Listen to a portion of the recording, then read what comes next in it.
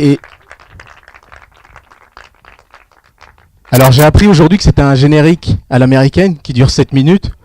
Et donc on va inaugurer en fait ce dialogue de cinéaste. Donc la lumière s'allume. Ah super, c'est une belle journée, une belle soirée aujourd'hui. Je suis super content. Le principe, c'est le même. On va vous laisser circuler un micro. Donc soit c'est Anne-Claire, soit c'est Nicolas, pour recueillir vos émotions, sensations et vos questions.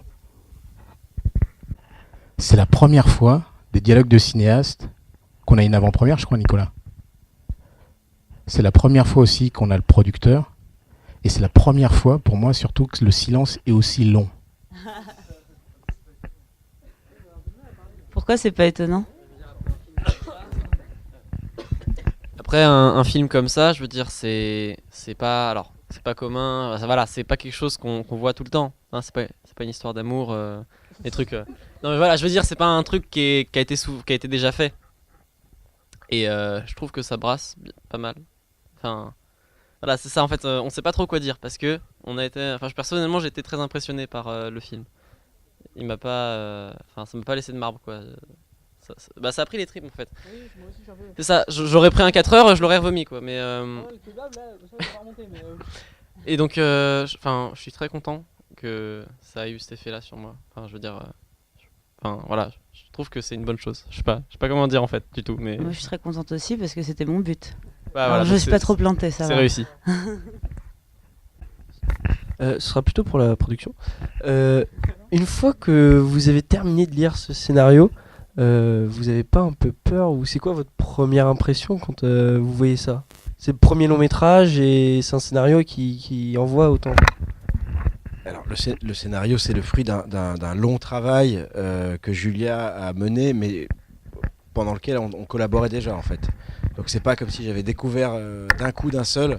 Et puis par ailleurs, quand on a commencé à travailler ensemble, on se connaissait déjà, donc je savais à qui j'avais affaire. Donc j'ai presque envie de dire que la raison pour laquelle je l'ai approché, c'est un peu ça. Donc non, pas particulièrement. Après je pense qu'on partageait tous les deux une appréhension de comment ce serait reçu. D'une part le scénario quand on l'enverrait, et puis ensuite le film. Vraiment, le film, on n'avait aucune idée de la façon dont ce serait reçu. Alors pour rebondir là-dessus, juste pour vous mettre tout ça dans le contexte, en fait, on a très peu montré le film, en fait, des étapes de montage et tout ça. C'est qu'on a quand même gardé ça beaucoup entre nous. Et puis un film, ça se fait pendant beaucoup d'années. Moi, j'ai mis 4 ans et demi à faire celui-là, depuis le premier mot posé sur la feuille jusqu'à la dernière étape, c'est-à-dire le mix.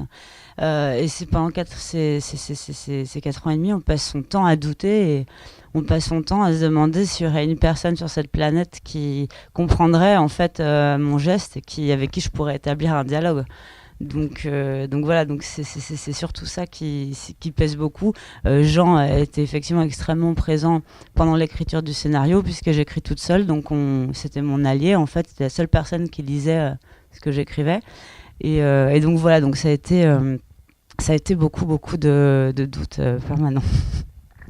En gros, moi, mon but, c'est d'essayer de convaincre Julia que je ne serai pas la seule personne qui sera sensible à ce qu'elle est en train d'écrire, grosso modo.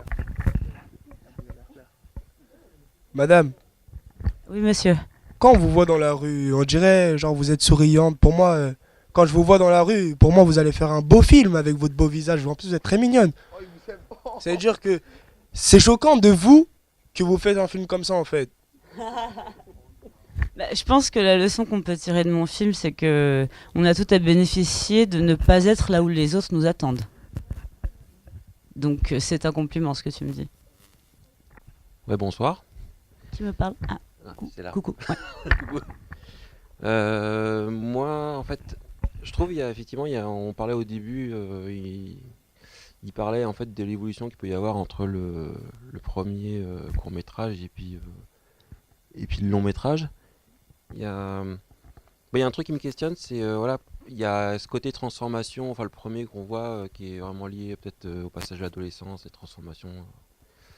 Et puis finalement, ce qui est curieux, c'est que c'est finalement peut-être qu'il y a la même personne qui évolue et voilà, qui prend conscience de certains trucs et qui évolue dans un sens qui est un peu plus glauque.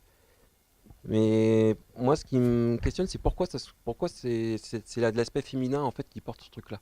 Pourquoi il n'y a pas eu en fait de votre part quelque chose qui aurait pu être partagé parce que ça, c'est vraiment quelque chose d'une fratrie, qui se perpétue, ou comme s'il y avait quelque chose d'une maladie qui, ça peut rappeler des incestes qui ont lieu, par exemple, des générations en génération.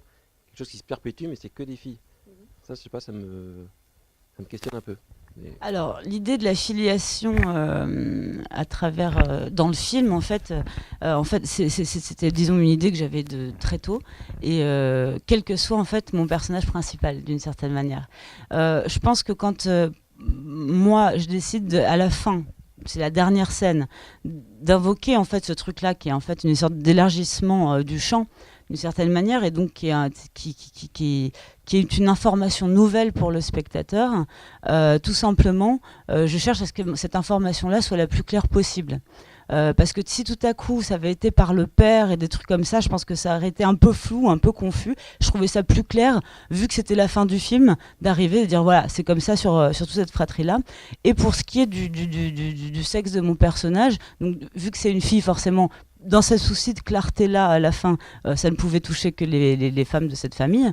Et pour ce qui est du choix du sexe de mon personnage, c'est vrai au tout début en fait de l'écriture, mais même avant un premier traitement, juste quand j'ai eu l'idée du film, je me suis posé la question, vu que je suis scénariste, donc a priori je peux me projeter dans n'importe quel personnage, même dans un âne à trois têtes, si je veux, si je l'aime, je peux me projeter dedans.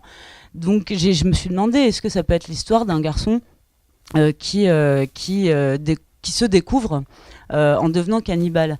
Et puis je me suis dit, dans cette découverte-là, donc c'est ce qu'on appelle le coming of age, tout simplement, c'est un type de film, donc quand on atteint l'âge de l'âge adulte, de passer de l'enfance à l'âge adulte, je me suis dit, dans tout coming of age, il y a forcément le passage obligé, c'est la sexualité, c'est l'apprentissage de la sexualité.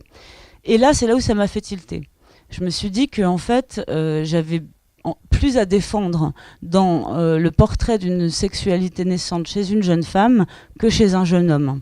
Pourquoi ? Parce que il me semble que sur tous nos écrans aujourd'hui, quand on parle de sexualité féminine, et surtout si elle est à ses débuts, on est sur quelque chose de très cérébral. On cérébralise cette sexualité-là et on la pose comme quelque chose qui est en projection. C'est-à-dire que la question, ça va, après le dépucelage, ça va toujours être est-ce que j'ai bien fait ? Est-ce que je regrette ? Est-ce que c'est le bon mec ? Est-ce que je vais passer pour une pute ? Est-ce que je vais me taper une réputation pas possible et tout ? Et donc finalement, on parle de tout sauf de sexe. Parce que la sexualité, avant tout, c'est le corps. C'est le corps désirant et c'est le corps qui est tendu vers l'orgasme. Et ça concerne tout le monde. Et bizarrement, c'est pas représenté chez les jeunes femmes. Et donc du coup, je me suis dit que là, j'avais un truc à jouer quand même. Moi, j'ai vu des gens, je suis ravi qu'elle prenne le micro parce que j'étais assis juste devant elle et c'est elle qui prenait son blouson et qui se couvrait la tête. Je dirais pas son nom. Non, il faut pas. Bonsoir. Bonsoir. J'aurais aimé savoir pourquoi avoir utilisé le cannibalisme, en fait, ce trouble-là pour représenter l'enfance à l'âge adulte, la sexualité, enfin tout ce qui est plus ou moins important dans un être humain, enfin l'évolution. Exactement. Pourquoi le cannibalisme ? Pourquoi ce rapport-là, ce trouble du comportement, j'ai envie de dire ? Certes, c'est juste. Alors déjà, quand tu parles d'être humain, t'es pile au centre de la problématique de mon film. Moi, la question qui me taraude et qui me taraudait déjà dans Junior, c'est qu'est-ce que c'est qu'être humain ?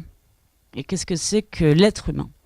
Et du coup, pour parler de cette métamorphose-là, puisque moi j'y vois une métamorphose, j'ai décidé de parler d'un monstre qui a un visage humain, un monstre vis-à-vis duquel on va pas avoir une distance de sécurité, si tu veux, comme on a avec les vampires, les loups-garous et les zombies, parce que ça, on sait que ça n'existe pas. Donc quoi qu'il leur arrive, si tu veux, on est un peu un matelas de sécurité, on sait que ça nous concerne pas directement. Mais moi, vu que ma question, c'est qu'est-ce que c'est qu'être humain, cette matelas de sécurité m'intéresse pas.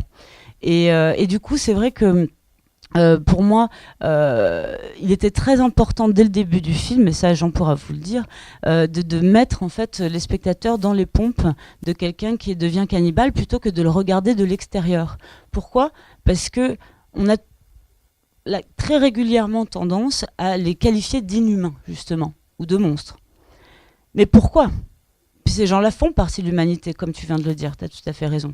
Et donc pourquoi nier ça en fait? Je me suis interrogée là-dessus, cette espèce de refoulement en fait de masse où on décide qu'on ne veut pas voir que ces gens-là font partie de l'humanité parce qu'en réalité ça nous fait trop peur. Pourquoi? Parce que cet instinct-là animal, ce trouble, comme tu le dis, il est en chacun de nous, sauf que il y a une différence entre ceux qui passent à l'acte et ceux qui ne passent pas à l'acte, comme c'est le cas entre les deux sœurs. La sœur aînée, elle reste au stade animal, au stade primaire, c'est-à-dire que elle a faim, elle mange, et donc elle va tuer quelqu'un et elle se pose pas 2 fois la question pour ça. Elle n'est pas dans l'humanité, elle l'a perdue. Alors que mon personnage principal, c'est l'inverse. Elle prend conscience de ce que c'est que sa liberté et le fait que sa liberté vient au prix de la responsabilité qu'on a à l'égard des autres, à savoir, elle sait qu'elle peut tuer, mais elle ne tue pas. Et dans la scène de sexe, c'est extrêmement flagrant puisqu'elle aurait complètement pu lui arracher la horte d'un coup de dent, d'autant plus que lui est quand même dans une bienveillance folle à son égard et dans une compréhension, donc elle aurait pu profiter de ça. Mais elle retourne ça contre elle, et c'est là où elle rentre dans l'humanité. Et c'est pour ça qu'en fait, choisir la figure du cannibale qui est un être humain était très important pour moi. Bonsoir. Bonsoir. Je rejoins ma collègue. Moi, ce qui m'a marqué aussi, le personnage de cette jeune fille, c'est qu'on voit l'évolution au niveau de son corps, de sa posture, mais aussi de son regard.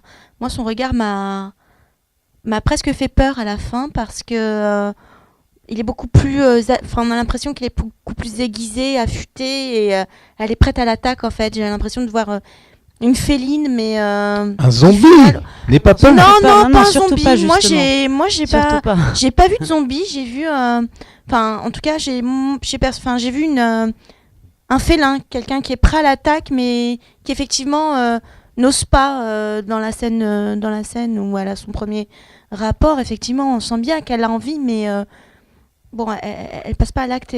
Moi, j'ai perçu l'évolution, du début jusqu'à la fin, quoi. Le corps qui parle, toutes ces choses, en fait. Ouais, je suis hyper contente de ce que... Excusez-moi, je dis tu, comme c'est plus simple pour moi, sinon. Ça me fait très plaisir ce que tu dis pour beaucoup de raisons. La première, c'est que moi, dans ma manière de diriger les comédiens, je les dirige surtout par le corps. À 90% du temps, je dirige leur corps. Je considère que la direction d'acteur est beaucoup plus proche de la chorégraphie et de la musique, je dirige aussi les intonations, que de la littérature. Parce que pour moi, tout ce qui est travail du scénario, c'est quelque chose qu'on fait avant le plateau, avant la préparation. Et c'est plusieurs mois où je passe mon temps à parler des personnages avec mes acteurs, à voir ce qu'ils ont à défendre dedans, ce qui les rapproche d'eux, ce qui les éloigne d'eux, ce qu'ils aiment pas, tout ça machin. Et on dépiote tout jusqu'à même se dire est-ce que ce caractère pourrait dire ça ou non, est-ce qu'il pourrait faire ça ou non, et tout, de telle sorte à ce qu'il soit vraiment complètement clair sur qui est cette personne. Une fois qu'on arrive sur le plateau, pour moi, c'est fini. Ça. Après, je les dirige, je te dis quasiment qu'en parlant de posture et tout ça. Et d'ailleurs, par exemple, le décor des chambres et tout ça, j'ai fait en sorte à ce que le mobilier soit le plus près du sol possible, que ce soit des choses molles comme des poufs, des matelas, et tout ça, pour justement qu'ils n'aient pas à être assis comme moi là maintenant, et qu'ils aient des postures animales, qu'ils soient à 4 pattes, sur leurs genoux, qu'ils soient avachis et tout ça. Donc pour moi, le corps dans la direction des acteurs est excessivement importante. Je travaille que là-dessus. La deuxième chose qui m'intéresse dans ce que tu dis, c'est le travail que je fais sur le corps au sein de l'histoire. Moi, j'aime l'idée, et c'est pour ça que j'utilise la grammaire du body horror, ce qu'on appelle, c'est-à-dire l'horreur qui a trait au corps, justement, à la métamorphose du corps. J'aime l'idée que cela parle au corps des spectateurs avant de parler à leur esprit.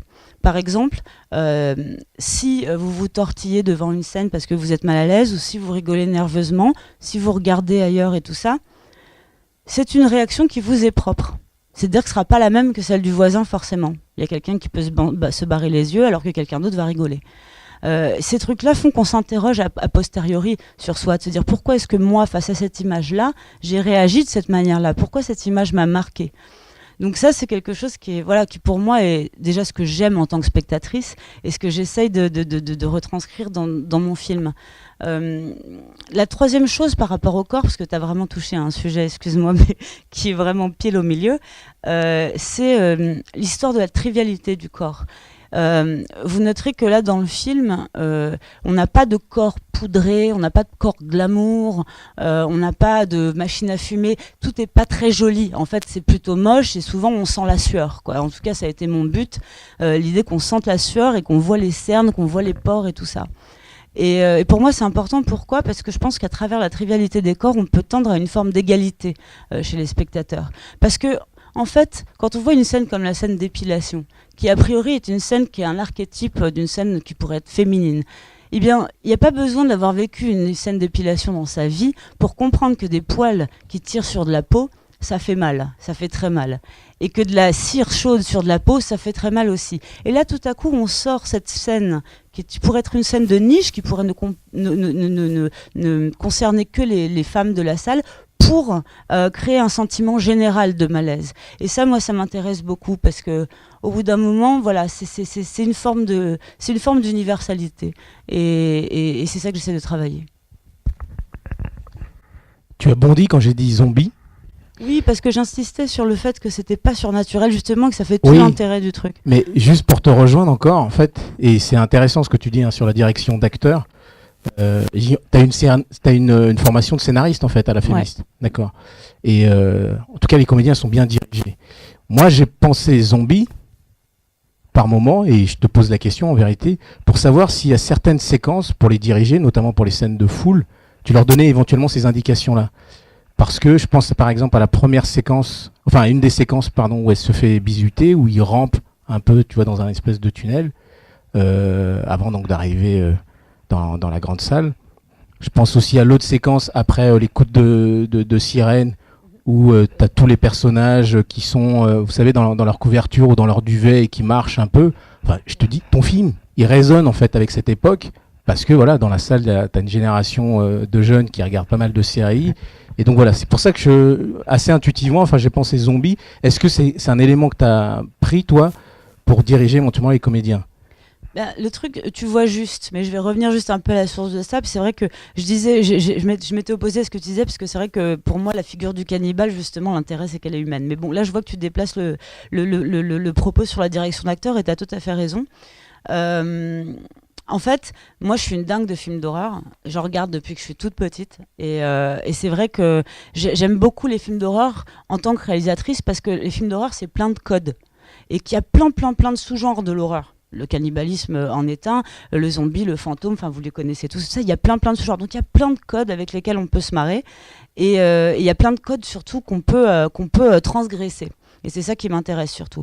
Et tu vois, quand tu parles de la scène où ils sont en pyjama, effectivement, à la fin et tout, c'est comme ça que je les ai dirigés.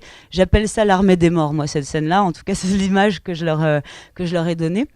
Et c'est vrai que moi, ça m'amuse à cet endroit-là, parce qu'on n'est pas du tout dans un film de zombies, mais je trouve ça marrant de reprendre ces codes-là à cet endroit-là, dans une scène qui, en fait, est hyper réaliste, et de m'amuser avec ces genres-là. Pour ce qui est, par contre, de la scène où ils rampent, pour moi, l'idée était vraiment, en fait, de les rendre animaux. Il y a un énorme parallèle, évidemment, dans mon film, entre l'animalité et l'humanité, puisque l'idée, c'est que cette jeune fille a besoin de faire l'expérience de l'animalité en elle, de sa dangerosité et de sa liberté, pour justement pouvoir rentrer dans l'humanité et faire la différence entre ce qu'il y a de bien et ce qu'il y a de mal, ce qu'elle peut faire, ce qu'elle peut pas faire et tout ça. Donc elle doit passer par ce côté obscur de la force, si tu veux, pour pouvoir revenir dans la lumière. Et donc du coup, pour moi, dans cette scène-là, l'idée était vraiment de montrer qu'à cet endroit-là, ils étaient tous traités comme des animaux, ils étaient tous uniformisés.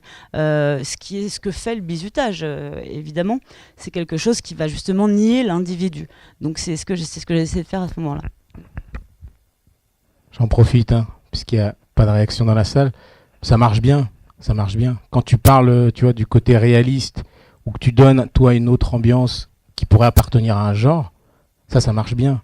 Les références, moi, j'en vois plein. Je pense à Brian De Palma. Alors ça, pour moi, c'est la seule référence directe qu'il y a dans le film. C'est-à-dire que, évidemment, comme tout le monde, je suis bercée d'influence, et Cronenberg est mon maître à penser depuis très très très longtemps, donc ça se ressent forcément dans le film. Mais pour ce qui est de Carrie, donc de la scène de la douche de sang, donc Carrie de Palma, c'est une référence en fait que j'ai faite volontairement, parce que je savais qu'en fait, le spectateur aguerri ou qui connaît un petit peu les classiques du cinéma d'horreur anticiperait ça, puisque on est voilà, c'est une jeune fille qui est dans un campus avec plein de gens autour d'elle et qu'à un moment elle serait couverte de sang. Je savais que les gens allaient penser à ça, donc je me suis dit une fois de plus, je vais m'amuser avec ce code-là, je vais faire un clin d'œil à Carrie, comme ça c'est dépassé, on n'en parle plus. Je dis que l'effet est réussi parce que lorsque j'ai lu le petit flyer, rien j'ai vraiment lu entre les lignes, et ça m'a tout de suite fait penser à Carrie. Je me suis dit tiens, c'est peut-être Stephen King. J'ai senti la référence et j'ai parlé de Carrie. Je dis ça me fait penser à Carrie. Tout ce sang, le campus. Bravo, hein, parce que vous avez tapé. Merci. Juste, ouais. Du coup, comment tu le définirais en fait, ton film? Est-ce qu'il appartient à un genre particulier? Justement, en fait, moi je ne voulais pas qu'il appartienne à un genre puisqu'il appartient à 3 genres. C'est ce qu'on appelle un crossover en anglais. Crossover, ça veut dire mélange des genres. Donc pour moi, mon film, c'est un mélange de comédie, de drame et d'horreur. Sauf que le crossover en France, c'est vrai que c'est un truc qui n'est pas hyper commun. Et on a plutôt tendance à vouloir étiqueter les films et à dire alors voilà, dans ce film-là vous allez que rire, dans celui-là vous allez que pleurer, dans l'autre vous allez que avoir peur. Et moi je trouve ça extrêmement frustrant parce que j'aime bien ressentir plein d'émotions différentes quand je vois un film et j'aime bien surtout me questionner sur ce que je suis en train de voir. Et du coup je pense qu'en tant que spectateur ça nous rend vachement actifs en fait, ce que je trouve toujours mieux que quand je regarde quelque chose qui se déroule sous mes yeux et dans lequel je n'interviens pas physiquement et intellectuellement et du coup c'est comme ça, voilà, moi c'est l'aspect hybride, que j'appelle moi mutant de mon film. C'est quelque chose qu'avec Jean on a eu pas du mal, mais qui en tout cas qu'on a dû beaucoup défendre pour notamment au moment des financements et tout ça, parce que c'est vrai qu'en France c'est pas courant et qu'on m'a plutôt dit mais pourquoi tu fais pas un vrai teen movie, pourquoi tu fais pas un vrai film d'horreur, ou pourquoi tu fais pas un vrai drame. Moi je considère que mon film c'est un vrai film. Au bout d'un moment c'est ça l'identité du film, et c'est d'autant plus important d'avoir un film hybride que je propose une trajectoire hybride d'un personnage hybride et qui échappe constamment à des cases, qui essaye toujours de ne pas être là où l'on attend, comme je disais tout à l'heure, et qui essaye toujours d'échapper en fait à ce qu'on lui impose. Dire tu es comme ça, ta nature elle est comme ça, tu viens de cette famille-là, tu dois manger ça, tu dois faire ça, tu dois mettre ces fringues-là, tu dois tout ça. Et donc du coup, pour moi, finalement, cette métamorphose monstrueuse, c'est une métamorphose qui est plutôt positive, parce que je pense que plus on est plusieurs et plus on passe par des étapes où on laisse sa peau derrière, comme dans Junior, et plus on réussit à être soi-même. Donc du coup, mon film prend la même forme que mon personnage. Juste rajouter quelque chose sur le crossover et la façon, d'une certaine manière, dont les choses étaient perçues et dont on définit le film. Aujourd'hui, on a la chance de pas vraiment avoir besoin de plus vraiment avoir besoin de le définir. Mais avant, en gros, le problème qu'on avait, c'est que quand on parle du film, ça reste très abstrait, même s'il y a un texte qu'on peut lire avec les scènes qui sont décrites. En gros, les gens vont dire ah d'accord, alors donc c'est un peu un film d'horreur, c'est un peu un drame et c'est un peu une comédie. Et du coup, leur peur, c'est que ça tombe entre les chaises. C'est-à-dire que ce soit nulle part. C'est ce qu'on appelle le cul entre deux chaises. C'est ce qu'on appelle dans l'industrie un tweener, pour dire que c'est entre deux. Plutôt que... La différence entre le crossover et le tweener, et pour moi, la réussite du film, c'est que le film va proposer quelque chose, on va l'attendre quelque part. Donc mettons qu'on voit le flyer et on se dit ah tiens c'est un peu Carrie, donc on va attendre Carrie. Mais c'est aussi autre chose. Mais par contre, ça ne contrarie pas les gens qui attendent Carrie. D'accord. Et je pense que c'est ça le principe du crossover, c'est d'être capable d'être là où on l'attend, avec un twist entre guillemets. Et ça c'est là où ça devient très important quand on travaille, surtout dans des genres très codifiés, de connaître ces codes, de savoir éventuellement les transgresser, mais sans les injurier au passage. D'accord. Jean, garde le micro encore un instant si tu veux bien. C'est rare pour moi d'avoir un producteur là, pour les dialogues de cinéastes. Est-ce que tu peux nous dire combien le film a coûté, combien de temps de tournage vous avez eu? Et je sais que là pour l'instant la sortie nationale n'est pas encore... le film n'est pas encore sur les écrans, ce sera le mois prochain. Par ailleurs, je tenais à vous indiquer quand même donc, que vous avez eu le Grand Prix au festival international de films fantastiques de Gérard Armé. Donc, quelque part, le film a été mis dans une certaine catégorie. On a aussi eu un prix de la critique à Cannes. Aussi. Oui, donc vous avez plein de prix là actuellement. C'est quoi vos attentes? Et voilà. Et combien il a coûté en fait au départ? Je vais répondre dans l'ordre. Donc, combien il a coûté, combien de temps de tournage? Le film a coûté 3,5 millions, ce qui est ample pour un premier film français. Voilà. On va dire que c'est la moyenne du budget d'un premier film français, mais c'est la moyenne parce qu'il y a des grosses comédies qui se font avec 16 ou 17 millions d'euros et énormément de films qui se font avec moins d'1 million d'euros. D'accord, il faut voir que sur un film, bon, vous avez vu le générique défiler pendant un certain temps, il y a énormément de gens qui sont employés et dont certains pendant très longtemps. Julia a tourné 37 jours. Oula. Julia a tourné 37 jours, ce qui est pareil, plutôt ample pour un premier film français. On a eu, je ne dirais pas qu'on a eu de la chance parce que je ne vois pas très bien à quel moment la chance est intervenue, mais disons que les gens nous ont vraiment suivis sur le film. C'est ce qui a permis tout ça. Voilà, ça comment on suit sur ce film-là ou comment on investit à un moment donné en fait? Je vais faire très court parce que sinon on rentre dans une histoire qui est longue et à mon avis pas forcément pertinente pour vous. L'histoire, en gros, ça démarre quasiment à 3. C'est-à-dire que d'une part, il y a Julia et moi, et puis il y a Julie qui n'est pas ici, qui est notre coproductrice, avec qui je partageais les bureaux. Et en gros, on a assez rapidement essayé d'éveiller l'intérêt de gens importants, notamment les gens qui pouvaient distribuer et exporter le film, nommément Wild Bunch, qui est le nom de la société qui distribue et exporte le film, avant même qu'il y ait un scénario, avant même qu'il y ait quoi que ce soit. Il y avait vraiment genre qu'une idée à vendre et on n'avait pas grand-chose à montrer. Par contre, ce qu'on avait, c'était Junior, qui était un peu notre carte maîtresse et qui permettait au moins, parce qu'il n'y a pas d'autre manière que de dire c'est un peu un drame, c'est un peu un film d'horreur, c'est un peu une comédie. Il n'y a pas les mots qui existent. Et donc, une des choses qu'on avait, c'était de dire ah ben, regardez Junior. Et moi, je disais très franchement aux gens quand on faisait les rendez-vous, mon but dans les rendez-vous, c'était juste qu'ils regardent Junior. Et je leur disais si t'aimes pas, bah c'est très bien, la discussion est terminée. Voilà. Et d'une certaine manière, ça a été, au moins grâce à ça, ça a été simple. Parce que les gens qui sont revenus vers nous, c'est souvent parce que, et notamment par exemple les gens qui ont mis de l'argent dans le développement, donc pour que Julia puisse écrire, c'est quelqu'un qui a regardé le film et qui l'a vraiment aimé. Il nous a dit que c'est la première fois qu'il regardait un court-métrage en entier. Je sais pas si c'était vrai, mais voilà. Donc ça, c'est pour répondre à tes deux premières questions. Et sur la troisième, là, l'exposition, les prix, ouais, les attentes. Je peux dire deux choses. Je peux rembobiner, me voir, alors qu'on était en production du film, voir les attentes qu'on avait alors, et dire qu'aujourd'hui, une partie des attentes qu'on avait alors sont dépassées. Très honnêtement. Sont dépassées, c'est-à-dire que la réception qu'a le film quand on le montre à des publics très très différents les uns des autres, va au-delà de ce qu'on attendait. Je pense que ça, on peut le dire. Et après, effectivement, le corollaire de ça étant la sélection au festival, les prix dans des festivals de nature extrêmement différentes. Voilà, tout ça, ça a dépassé nos attentes. Maintenant, les attentes, elles ne sont pas terminées parce que le vrai public, dont vous faites partie, mais pour l'instant, il y a très peu de gens qui, comme vous, sont du vrai public, c'est-à-dire au lieu d'accréditer de festival. Voilà, exactement.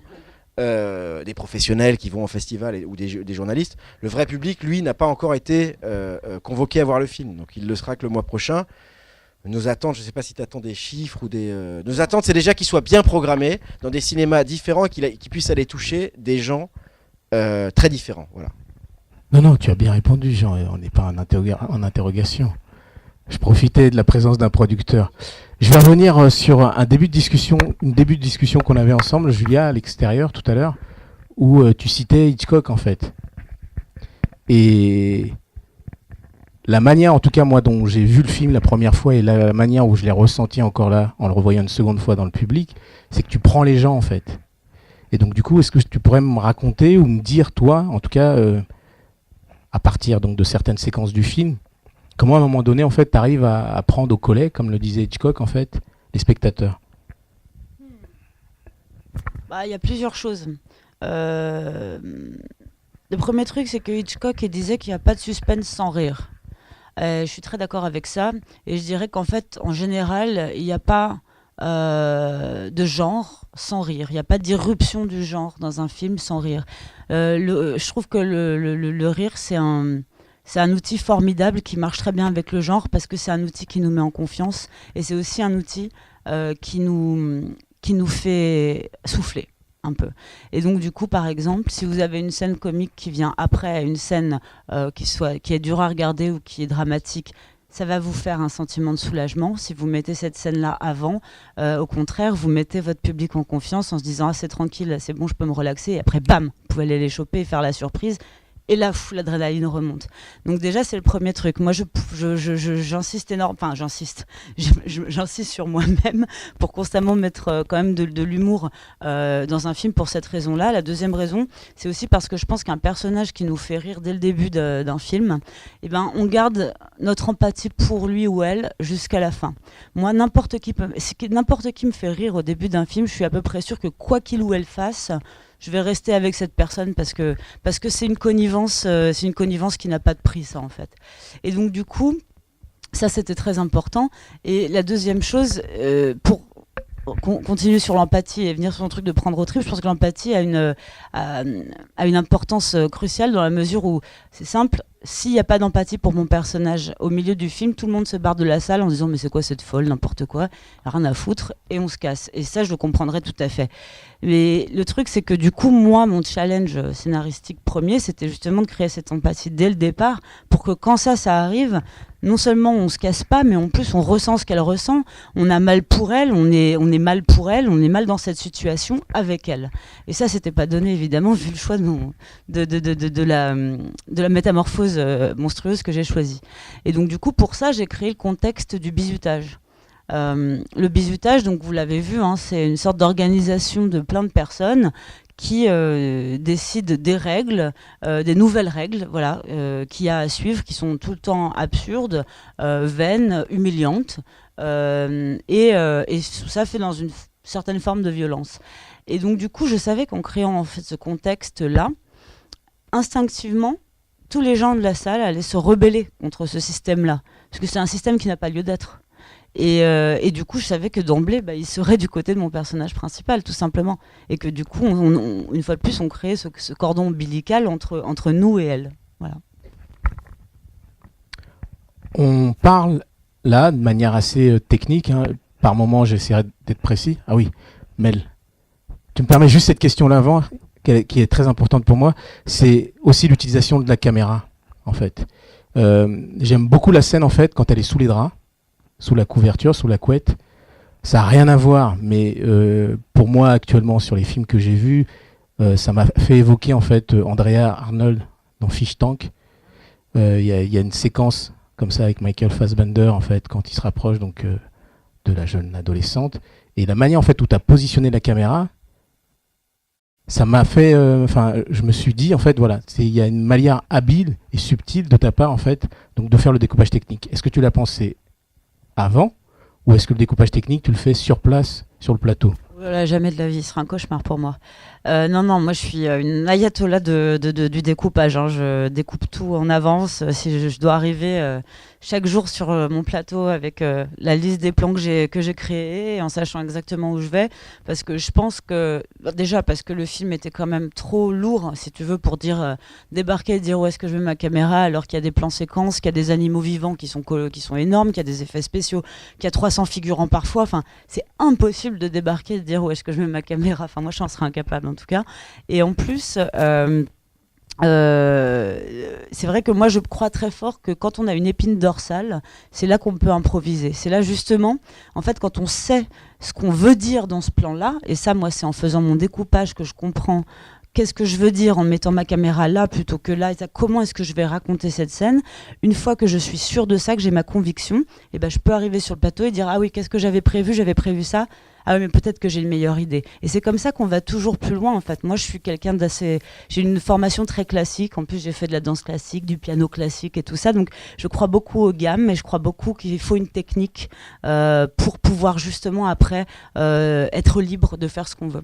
Donc, je fonctionne vraiment beaucoup comme ça. Bonsoir. Bonsoir. J'ai une question pour madame et monsieur. Je vais commencer par monsieur parce que je suis galant. Pourquoi êtes-vous producteur? Et la même question pour vous, pourquoi réalisez-vous des films? Est-ce que c'est une passion? Pourquoi? Alors, je vais répondre de façon un peu candide, mais il y a deux raisons, en fait, très bêtes. La première, c'est parce que j'ai toujours pris énormément de plaisir à voir des films. Ok. Et que j'ai toujours eu envie, d'une certaine manière, d'en organiser. Je savais pas très bien ce que ça voulait dire depuis que je suis enfant. Et lentement, en me mettant à travailler dans le cinéma, en faisant des stages, en étant assistant, etc., et puis finalement, en produisant des courts-métrages, je dois dire que la première fois que j'ai produit un court-métrage et que je l'ai vu en salle, avec un public qui réagissait positivement, on s'entend, au film, d'une certaine manière, ça a créé la raison d'être de tout l'Arche. Parce que comme Julia le dit, c'est toujours un long processus que d'arriver au moment où on monte le film en salle. Et donc, c'est à cet instant où le plaisir qu'on a à voir un film en salle et le plaisir qu'on a à le montrer se rejoignent. Et d'une certaine façon, c'est pour le plaisir. C'est bête à dire, ça semble presque un peu luxueux, mais c'est vraiment parce que ça me fait immensément plaisir que de pouvoir porter un film tout du long, de pouvoir soutenir la vision d'un réalisateur, de pouvoir imposer la vision d'un réalisateur à d'autres qui sont un peu sceptiques. Voilà. Il faut savoir aussi donc c'est le producteur donc du clip Je pète les plombs, voilà, de This is la peste. C'est comme ça qu'on s'est connus il y a 16 ans. C'est difficile de venir après ça. Vous avez fait un mic drop là, que les gars. Ok, bon alors bonne soirée. Alors pour moi, j'ai toujours écrit depuis que je suis toute petite. J'écris des histoires et j'écris des poèmes et tout ça. Et j'ai toujours aimé ça. Et donc du coup, j'ai toujours voulu écrire, de se faire ça mon métier de ça. Et en fait, mes parents sont hyper cinéphiles, donc j'ai quand même une grosse éducation qui a eu trait au cinéma, autant qu'à la littérature, mais ça prenait vraiment une très grosse place. À la maison, on avait vraiment les rituels de regarder des films tous les 2 soirs. Voilà, donc pour moi, c'est vraiment un truc très, très important. Et en fait, du coup, quand j'ai lié les deux, je me suis dit que j'allais devenir scénariste. Et du coup, j'ai passé la FEMIS et tout ça. Et une fois que je suis rentrée à la FEMIS en département scénario, dès la première année, en fait, on doit tous réaliser des courts-métrages qu'on écrit nous-mêmes. Et c'est vrai que moi, la première fois que j'ai goûté en fait à un tournage aussi petit, futile, en fait, j'ai réalisé qu'il n'y avait pas moyen que quelqu'un d'autre réalise ce que j'avais écrit. Et que pour moi, il y avait une vraie continuité de gestes entre l'écriture et la réalisation, que si c'était juste le scénario, j'irais pas au bout de mon idée, parce que pour moi, la réalisation, c'est aussi une forme d'écriture. C'est-à-dire que le scénario, c'est qu'est-ce que je vais dire, et la réalisation, c'est comment je vais le dire. Et pour moi, ces 2 trucs-là sont indissociables. Oui, si, je prends juste 2 minutes pour compléter la réponse de Jean. À ma façon, c'est-à-dire qu'à la question pourquoi tu es producteur, j'ai eu la chance de voir Grave dans la même projection qu'à Tissot, donc en novembre, et un mois plus tard, j'ai vu dans un festival un film franco-roumain, plutôt roumain, franco-roumain, qui s'appelle Fixeur, d'Adrian Sitarou, que tu as coproduit. Et donc en un mois de temps, alors que je connaissais pas vraiment plus que ça, enfin je m'étais jamais vraiment intéressé, la production ça m'intéresse pas plus que ça, je regarde des films, je suis exploitant, voilà. Et en un mois de temps, j'ai vu 2 films qui sont en fait 2 regards hyper novateurs, et surtout avec des réalisations qui se voient, qui se donnent, c'est-à-dire qu'il y a vraiment une griffe, une empreinte artistique vraiment liée à quelqu'un qui est derrière la caméra. Et ça se voit, et ma réponse va finir par une question, c'est qu'on a l'impression, moi quand je suis dans ma salle qui vit à la fois, de manière généraliste, des gros films et des petits films, des films de recherche, et j'ai dit petits films, parce que c'est Petit Film Production, c'est le nom de la société de production de Jean, qui sont des films à plus petit budget, qui ont plus peut-être de mal à trouver une programmation dans les salles et à être portés moins facilement à la fois par le public de manière volontaire et par les salles de manière militante. Donc pourquoi Petit Film ? Est-ce que c'est une blague, d'où ça vient, etc. Et donc surtout bravo pour le line-up, parce qu'il faut continuer à le faire pour qu'on ait des soirées intéressantes à vivre. Alors je vais répondre à la question de façon très décevante. Oui, c'est une blague. C'est-à-dire qu'en fait, dans un monde, c'est une blague pour faire très court, dans un monde où les gens sont obsédés par les marques, par la couleur des logos, la taille, la façon dont on les place, etc. Et je trouvais, et où je voyais énormément de mes pairs se donner beaucoup de mal à chercher des noms de structures de production clinquants, en référence à tel film pour faire valoir le fait que ça m'a amusé de faire quelque chose qui apparaissait complètement contre-productif. D'accord ? C'est tout. Et ça me paraissait complètement ridicule d'essayer de vendre une société de production comme si c'était un produit, parce qu'en fait, il n'y a pas de produit. Et la seule chose qu'on vend, et encore, c'est pas ça mon métier, de toute façon, c'est les films. Et après, juste pour rebondir sur les réalisateurs, en fait, tout à l'heure, je voulais ajouter quelque chose brièvement sur. Je sais plus exactement comment la question avait été formulée, mais au moment où Julia. Ah non, pour ta question sur la façon de les saisir au collet. C'est juste dire que je pense qu'il y a deux types pour moi, il y a deux types de réalisateurs, sans qu'il y en ait un qui soit forcément supérieur à l'autre. Il y a des gens qui, d'une certaine manière, passent des années dans une caverne à polir un objet, ok, et qui vont le sortir et espérer qu'on s'y intéresse, d'accord ? Mais à aucun moment du polissage de l'objet, ils se sont demandé si c'était un objet qui était susceptible d'intéresser les autres. C'est pas forcément un problème. Il y a des gens qui font des films magnifiques de cette façon. Ils font des films avec une espèce d'urgence et souvent avec une dévotion intellectuelle très importante. Mais dans les dialogues entre Hitchcock et Truffaut, pour y revenir, on voit très bien que, par exemple, Hitchcock n'appartient pas à cette espèce de réalisateur. C'est quelqu'un qui se pose perpétuellement la question de comment le spectateur va réagir à telle ou telle idée qu'il a. Julia, elle appartient à la même espèce de réalisateur qu'Hitchcock. C'est-à-dire que pour répondre à la question de comment elle les prend au collet, tout simplement, et ça c'est quelque chose que moi j'ai senti dans le travail qu'elle faisait, et dans les discussions qu'on avait autour de son travail, c'est une question qui est en permanence au centre de son travail. Sur chaque idée qu'elle a, et il suffit pas que ça la fasse rire, ou pleurer, ou que ça lui fasse peur, elle veut que ça puisse fonctionner auprès du spectateur. Je sais pas pourquoi j'ai dit ça, ça n'avait pas grand chose à voir avec ce que tu avais dit, mais voilà, j'avais envie de le dire. Et sur le travail de recherche de nouveaux cinéastes ou de... Là, il y a encore une manière de faire un compliment à Julia, décidément, ça en fera beaucoup. Bien fait de venir. Ouais. Non, disons que maintenant, j'ai fini par identifier une chose qui m'intéresse, qui m'empêche pas de produire des films très différents, c'est que je veux travailler avec des gens qui sont très arrêtés sur leurs idées. Je veux travailler avec des gens qui savent ce qu'ils font. Après, peut-être que ce qu'ils font, ça va foirer, c'est pas grave, mais les gens qui savent pas ce qu'ils veulent, et en fait, il y a énormément de gens qui savent pas ce qu'ils veulent, qui m'emmènent dans leurs errances, mais ça, j'arrive pas à le faire.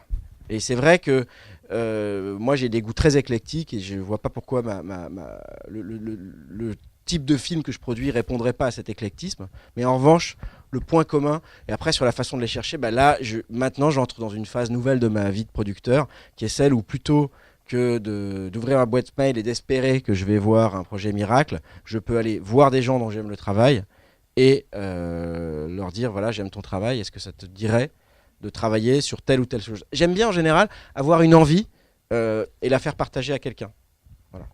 Ouais, je reviens un peu sur le film parce que c'est vrai que je pense que les films qui questionnent, moi c'est ce que j'aime bien comme type de film, quoi. C'est pas je passe la porte de la salle et puis voilà, ça s'est arrêté. Il y a j'entendais que tu évoquais Cronenberg. Ouais, c'est vrai que ce film-là me fait vachement penser à ça. Je sais pas à peu près si on a les mêmes âges, mais moi aussi j'ai baigné dans ces trucs-là quand j'étais ado. C'est une période en fait qui était propice à ça aussi, à regarder ce genre de film-là. Et le rapport à la peau, ça m'a fait vachement penser au truc de la mouche. Il y avait un film aussi qui m'avait, par rapport au corps, tout ça, qui m'avait vachement bousculé. Mais je me souviens pas exactement dans quel sens. C'était Faux Semblant. C'était un film qui était très curieux, qui me parlait pas trop, mais qui avait quelque chose d'ambigu. Et j'ai retrouvé un peu ça dans ce film-là. Mais par contre, qu'est-ce qui fait que t'as peut-être pas choisi de développer l'objet esthétique de... Si on voit les écorchés, tout ça, c'est quelque chose qu'on peut trouver joli. Il y a eu un moment de ça, il y avait eu une exposition qui avait fait scandale parce qu'il y a... Ouais, je l'ai vu. On voyait des corps humains. Enfin, moi, j'ai pas été voir ça. Mais est-ce que dans ce film-là, t'as voulu plutôt rester ancré dans le réel et la métamorphose de quelqu'un, ou plutôt t'aurais pu développer ce côté esthétique morbide. Non, justement. C'est ce que j'ai expliqué tout à l'heure sur la trivialité des corps, et ça revient à ça. C'est-à-dire que moi, il y a un moment où si j'esthétise le corps, je perds ma connexion avec le corps des spectateurs. Donc l'idée, c'était d'avoir une justesse dans si tu veux, ma manière de montrer les corps. Et pour moi, cette justesse, elle passe aussi par une forme de potacherie, de drôlerie, de maladresse, parce que les corps, parfois, c'est un peu con. Et c'est un peu moche et ça nous fait tous nous sentir un peu des monstres. Et ça, moi, c'est quelque chose qui m'attendrit beaucoup chez les personnages. Quand je vois des personnages dont le corps devient autonome et tout à coup qui sont un peu gênés de ça et tout ça, je pense que c'est un truc. Enfin, moi, ça m'attendrit, ça m'émeut. Si j'avais montré quelque chose d'esthétisant, j'aurais trouvé ça beau, mais bon, ça m'aurait pas fait sentir grand-chose. Et ce rapport au corps, en fait, c'est quelque chose, en fait, tu veux susciter une réflexion chez le spectateur, chez les gens qui voient le film, ou c'est quelque chose aussi qui fait partie d'une réflexion à toi et que tu explores à travers ça. Alors je comprends pas très bien la question. Non, ce que je veux dire, c'est que tu l'as fait parce que c'est des questions que tu te poses, ou c'est juste parce que tu veux accaparer le spectateur et que lui, en fait, réfléchisse par rapport au rapport qu'il a par rapport à son corps et... Eh ben, si je me pose la question, j'espère transmettre ce questionnement. Donc c'est les deux. Ouais. Moi, évidemment, j'ai un rapport au corps qui moi me fascine. Si tu veux, c'est un peu, je vais pas dire une obsession, mais c'est la métamorphose des corps à travers les âges et tout ça, puis la mortalité en général, les effets de notre condition humaine. Voilà, tout simplement, des corps qui changent. C'est quelque chose qu'à la fois je trouve extrêmement flippant et en même temps extrêmement beau, qui m'émeut beaucoup. Et une fois de plus, pour tendre à cette universalité dont je parlais, puisqu'à la fin, on va finir tous de la même manière, quoi qu'il arrive. Donc voilà, moi, c'est évidemment... au centre de l'imagerie que j'ai dans la tête et des questions que je me pose au quotidien, parce que parler des corps, c'est parler, donc comme je dis, de la mortalité, c'est parler de la condition humaine, c'est parler de l'identité. Exemple, si je perds une jambe, est-ce que mon moi est intègre? Est-ce que je suis la même personne que j'étais quand j'avais 2 jambes ou pas? En fait, ce qui m'intéresse dans les corps, c'est que ça amène à des questions ou des questionnements qui sont ontologiques, c'est-à-dire qui sont vraiment propres à l'humain et qu'on a tous enfoui en nous. Donc évidemment que c'est une obsession et du coup j'espère évidemment pouvoir transmettre ce questionnement à travers les images que je crée. On arrive sur la fin de l'échange parce que je sais que Jean et Julia doivent continuer à défendre le film. En France et ailleurs. Je finirai juste sur cette question, si tu me le permets. La comédienne principale, on la voit dans le court-métrage. Je sais que tu as eu d'autres réalisations entre-temps. La comédienne principale, on la retrouve dans ton premier long-métrage. C'est quoi le coup d'après? Alors je précise qu'elle était aussi dans le téléfilm que j'ai fait pour Canal entre-temps. C'est la 3e fois qu'on travaille ensemble. Garance et moi, on est très proches de ce fait, puisqu'on a quand même commencé ensemble, vu que mon premier cours, c'était aussi la première fois qu'elle jouait de sa vie. Elle avait 12 ans. Et donc, du coup, voilà, ça a créé beaucoup de liens, et sur le plateau et en dehors du plateau. Par ailleurs, je n'écris jamais pour des acteurs. Je me force à ne pas penser à des acteurs ou des actrices quand j'écris, parce que j'ai peur que ça me biaise. J'ai peur que ça biaise l'histoire que je veux raconter, que ça m'emmène ailleurs. Ou même pour Grave, je me suis quand même forcée pendant 3 ans d'écriture à enlever Garance de ma tête et même à prospecter ailleurs en essayant de me dire non, mais parce que je la connais tellement bien que je me dis peut-être que je me serais interdit certaines choses sur le scénario. Donc, et puis évidemment, quand je l'ai fini, il était très clair que c'était pour elle. Mais du coup, voilà, j'écris pas du tout en pensant à des acteurs. Ouais, mais ma question c'était, est-ce que tu es dans une vision là? Tu vois, on dit souvent Scorsese a beaucoup travaillé donc avec De Niro. Là, tu viens de me dire, tu as fait 3 films avec Garance. C'est une comédienne, l'air de rien, qui t'a donné beaucoup pour son corps. Et tu sais comment c'est important donc, quand un réalisateur travaille avec le corps ou avec les comédiens. Donc voilà, est-ce que tu es dans une logique comme ça pour tes prochains films? Pour moi, il y a toujours... j'aime bien créer des liens, en général, déjà entre mes films, d'où le même nom et tout ça, Justine dans les 2 et tout ça. Et il y a quand même beaucoup de thématiques identiques aussi, sur la métamorphose, sur le corps, sur l'identité, sur la féminité, bien sûr. Donc le truc, c'est que j'aime bien garder, voilà, j'aime bien l'idée qu'il y ait une cohérence et sur les thèmes et aussi sur les gens qu'il y a dans mes films. Et aussi d'ailleurs dans l'équipe technique, je travaille avec le même monteur depuis Junior. C'est vraiment un allié dont je pourrais pas me passer et qui montera mon prochain film aussi et ceux d'après. Et en fait j'aime beaucoup l'idée de créer une famille, qui soit une famille et dans la vie et à l'écran. Donc quoi qu'il arrive, même si le rôle principal n'est pas par exemple de l'âge de Garance ou si j'ai envie de travailler avec quelqu'un d'autre, il y aura toujours une petite place pour Garance dans mes films, ça c'est certain. On voit au générique du film de Morgane Simon sur l'aide à l'écriture. C'est quelque chose qui est lié à une génération, parce que Morgane, vous êtes un peu dans la même génération, ou c'est quelque chose que vous avez aussi envie de continuer à faire, c'est-à-dire qui est stimulant aussi pour vous dans l'écriture Exactement. Moi, Morgane, je l'ai rencontrée, en fait, je ne connaissais pas d'avant, je l'ai rencontrée sur Compte tes blessures. Et moi, en fait, j'ai vraiment besoin, j'adore faire du script doctoring. Faire du script doctoring, grosso modo, ça veut dire qu'on va rencontrer un réalisateur scénariste qui bloque à un endroit de son film pour X raisons, et on va essayer de comprendre pourquoi, et on va essayer de lui faire accoucher de son film, du film qu'il n'arrive pas à sortir parce qu'il a trop le nez dans le guidon, parce que c'est trop proche de lui et tout ça. Donc c'est un travail de docteur, en fait, de scénario, exactement. Donc c'est quelque chose que je fais beaucoup, et que je fais a fortiori quand moi j'écris.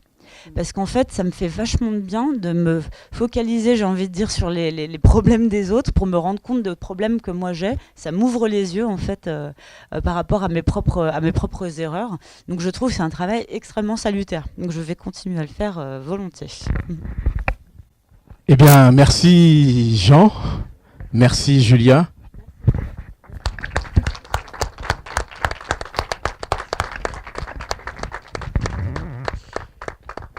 Et longue vie, longue route à Grave. Merci.